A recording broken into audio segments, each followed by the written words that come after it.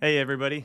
It is time for episode 4 on the OODA Loop decision making process to decide if we're going to move from California to Texas. And if you've been along our journey, you've seen how I've come to this decision, to the reason that we're making this decision.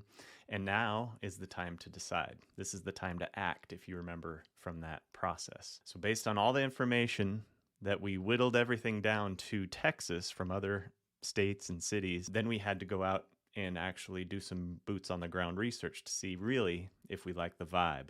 And we ultimately really like the vibe of the San Antonio area, specifically the New Braunfels area, which is the town that's right in between San Antonio and Austin. There's another town, San Marcos, that's just past New Braunfels, closer to Austin. So that may be an option, but really we like New Braunfels. So right now we're going to go through what that decision is and why we're making it. And there's still more to come on it's not 100% certain, but where we're now is we came to the decision, we all like it. Of course, we have that problem where we have a 15-year-old son who will be wrapping up his sophomore year this year, so he still has 2 more years left in high school. We had just moved him from Canada just 2 years ago. He's just making friends. He's really enjoying the school. And we ultimately found out that his biggest concern is missing out on this film program that he's pretty much a shoo-in for next year. And we had this discussion literally the day after he put his audition tape in, which was an animation tape. It was great. He's a shoo-in. But we thought, okay, how can we make this better for him? Obviously, the friend thing is going to be a pain no matter what. But these days, because kids are pretty much most of the time playing with each other over the internet, and then occasionally they meet up in person like at school, it's not as big of a deal maybe as it was back when I moved my senior year in high school. And even then, you just don't understand how insignificant that time is. But when you're in it, it's a big deal. And so I wanted to respect that. And so when we started looking into ideas of different schools that are available in New Braunfels, there's one in particular that is in the city limits, good school, and has a video programming and design courses. And we thought, hey, that might be something, but he really wanted to do this specific film course. So even if we found something similar, it's the teacher he likes, everything about it. So I just asked him to ask his teacher, what if you were able to still participate in the class somehow? It's worth asking. Huge long shot. Probably not going to happen, but at least you can ask. So good news is he asked, and his teacher likes him so much and likes his talent so much that he is willing to allow him to still be a participant in the class. Making a film is a team sport in a way, and you need multiple people, a writer, a director, a cameraman, etc., etc. Well, he's an animator, so what his teacher's going to do is bring it to the other students as Cameron as an option. So if you're a writer and you want to make an animated film, you got Cameron, sound, all that kind of stuff. So he's going to be part of a team. Even though he's remote, he'll still be working with this class. And I thought that was really cool of his teacher to do. And, it also makes me proud how talented he really is, because I don't think that would be an option for everybody. So with that, making it easier on him, it's not great. Of course, he would rather stay, but it does make it easier on him. And he did say that with that, he is open to moving. So now I had to do some real research. And I don't know why I left it on this page. That's my last page. But if you haven't looked at the ReVenture app, it takes all of this data into this system, and you can go down by not just county or city, you can really nail it down to community. And so you've got New Braunfels right here, and you can just section it off by these, they're not even county lines, they're like community lines. Let's just dive in straight in the middle of the city. And so what this tells you is we had this massive spike in 2022, and I think that was across the United States. I was into it because that's when we first moved to California and we went to buy a house, and it was exactly the time everything just went parabolic, where you had to just bid 25,000 over, 50,000 over, 150,000 over, and you're not even in the conversation. So we tapped out and just went to rent because it had been 3 months, and we're like, we just got to find a place to live. So that's that time, across the board, probably in the United States is my guess. And here it's gone negative. So it's not only dropped, it's stopped going up as far as growth, but it's actually dropped.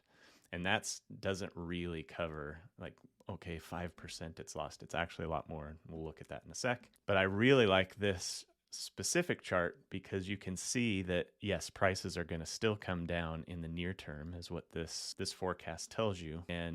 But it's nice because it's saying so in the next 12 months it'll probably continue to come down. But long-term growth, this is probably going to go up. And the reason I think that's the case is because New Braunfels specifically is the fastest growing city in the United States. So that says something. So while it is going down, and we'll look at why, it will be a long-term play as well.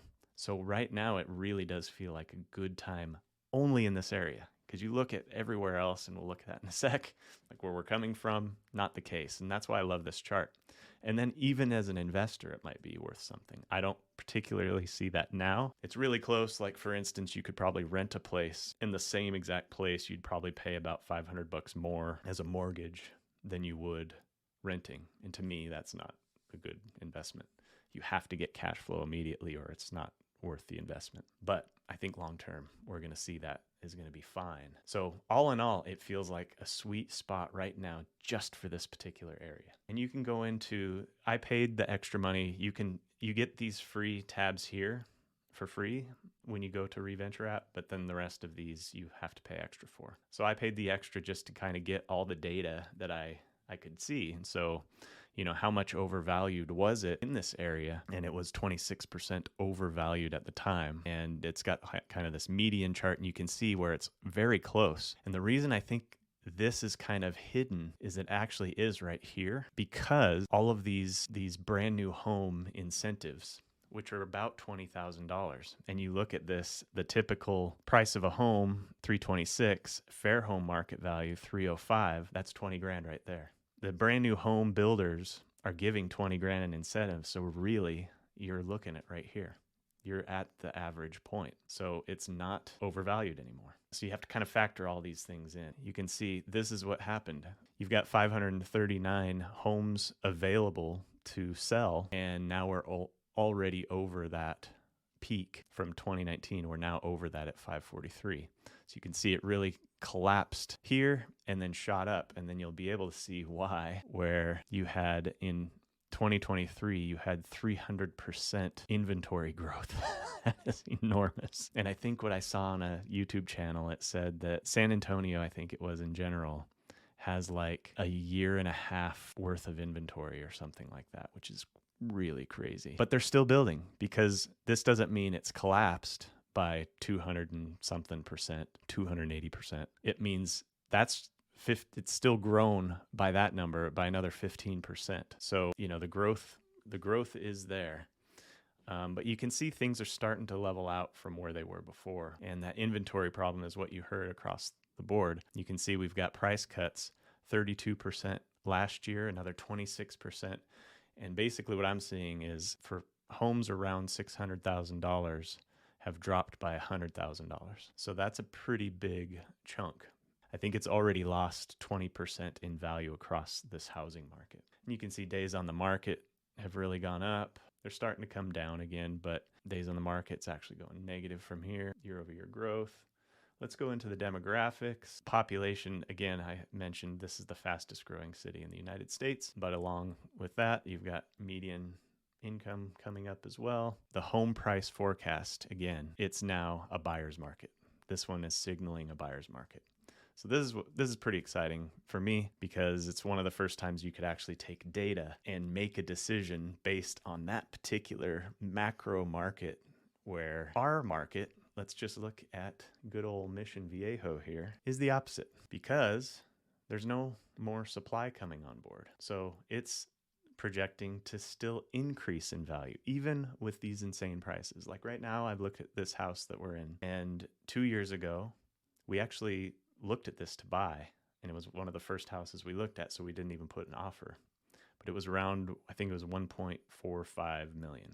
So 1,450,000. And now it's worth 1.6 million. So it's gone up. And the payment on that, even if you put 20% down, is like 10 grand. So we're paying $5,500 a month in rent, but to buy this place would be 10 grand. I mean, that's just massively out of whack. Long term, it's saying it might just kind of flatline, basically 50-50 almost. The reason I think this is because you keep hearing about all these people fleeing California, which is true. I think this is actually a destination for the people fleeing the cities where they don't necessarily want to leave California, but they want to leave their crap hole of a city like LA and especially San Francisco. They're both really bad, but San Francisco is exceptionally bad, having been there last year. And I think while Texas has obviously taken the brunt of people fleeing California, Orange County, I think, is a destination for people fleeing that just can't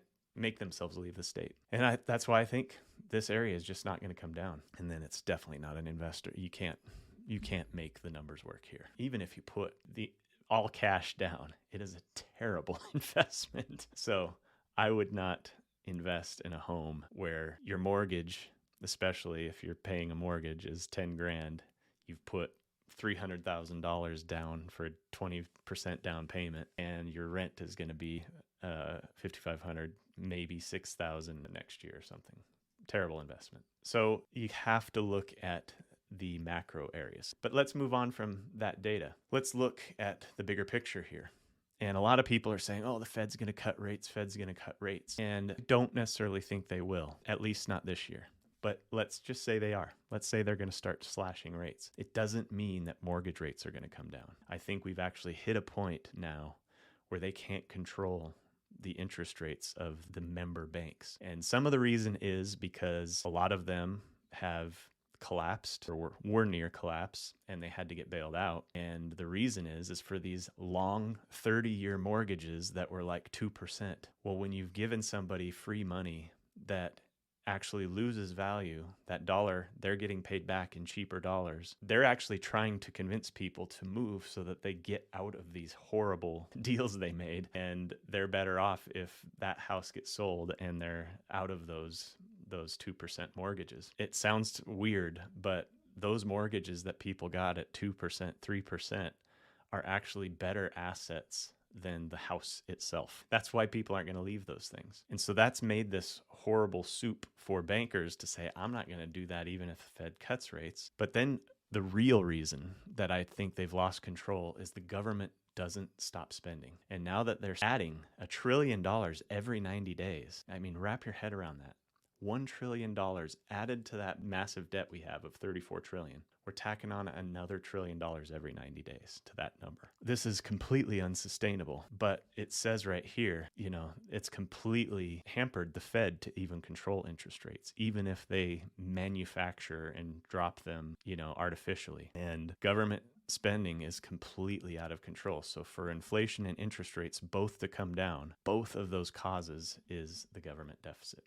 So I thought that was really important to highlight. Now, for some of you preppers, I thought this was important. I was watching a Joel Skousen video, and he's got a book on the best places to live with factoring in all of these things, whether it's food famine or war or something like that. So with World War III hopefully never happening, but it's the worst it's ever been if you watch the doomsday clock, it's actually worse than even when the Cuban Missile Crisis happened. So factoring that in, if you take in mind where nuclear bases are, take in mind that San Antonio and Austin both have major Air Force bases. Then you have to look at the wind pattern.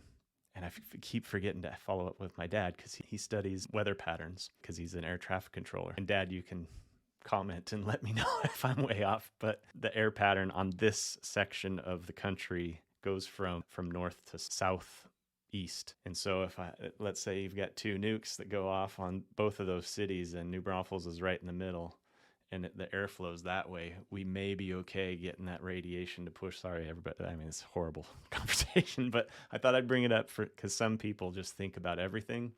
And this came up just recently. I was watching something. I'm like, I'll throw that in there. I'm not concerned about it. I'd rather be in the straight shot of it probably to have to suffer through nuclear holocaust post-war, but I threw it in there just for those of you who want to think about everything.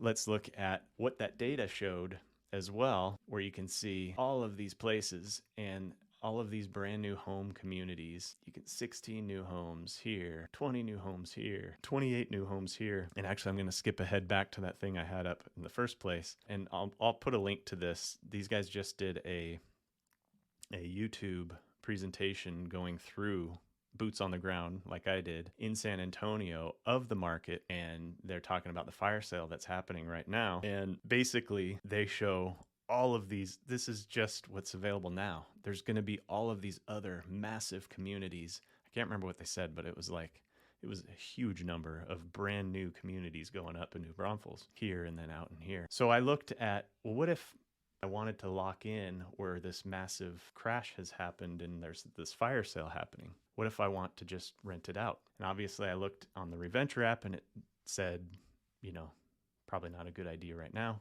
maybe in the future. And then I looked, okay, well, what's the data here?